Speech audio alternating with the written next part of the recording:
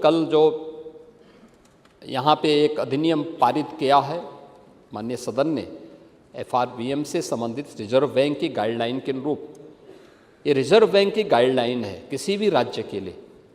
और उसी को उत्तर प्रदेश फॉलो भी कर रहा है कि हम लोग FRBM की उस अधिनियम के अंतर्गत ही हमारे ऊपर कोई भी कर्ज हो और हमारी जो वित्तीय अनुशासन हो उसके अनुरूप हो। और उत्तर प्रदेश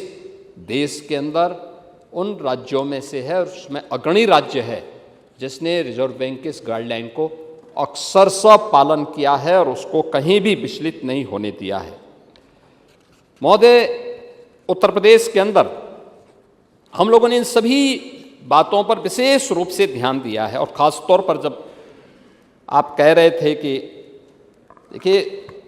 आपके समय में जो रेवेन्यू एक्सपेंडिचर होता था वह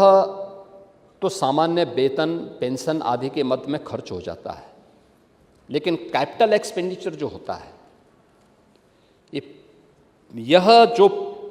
पूंजी बनती है, इससे जो इंफ्रास्ट्रक्चर तैयार होता है, इसके बारे में विशेषज्ञों के जो राय है वो बहुत महत्वपूर्ण मायने रखती है। नीति आयोग हो, रिजर्व बैंक हो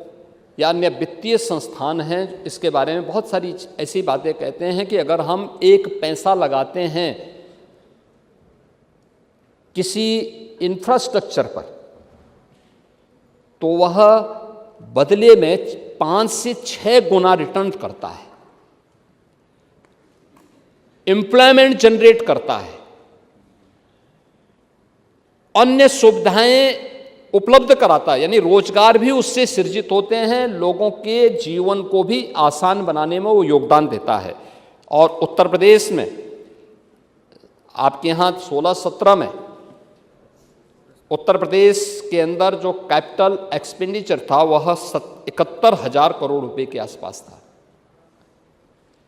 और आज यह है 1,77,000 करोड़ रुपए से अधिक का। आप अनुमान करें कि सरकार किस रूप में इसको आगे बढ़ाने का कार्य कर रही है। और अगर आप इसको देखेंगे कि ये चीज़ और ये देश के अंदर सर्वाधिक है, ऐसा नहीं कि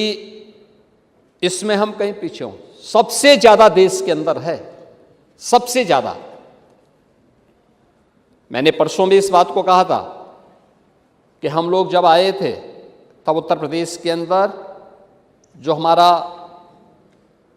क्रेडिट डेबिट रेशियो था, CD रेशो, बैंक में उत्तर प्रदेश का नागरिक जितना पैसा जमा करता था उसका केवल 43 से 44% ही उत्तर प्रदेश के अंदर खर्च हो पाता था।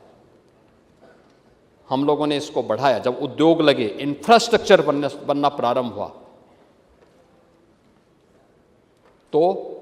आज ये लगभग 61-62% तक पहुंच चुका है। यानी लगातार वह पैसा, यूपी का पैसा यूपी में लगे, इसके लिए लगातार कार्यक्रम चल रहे हैं और इसके माध्यम से लाखों नौजवानों ने अपने रोजगार के सृजन को भी आगे बढ़ाने का काम किया है।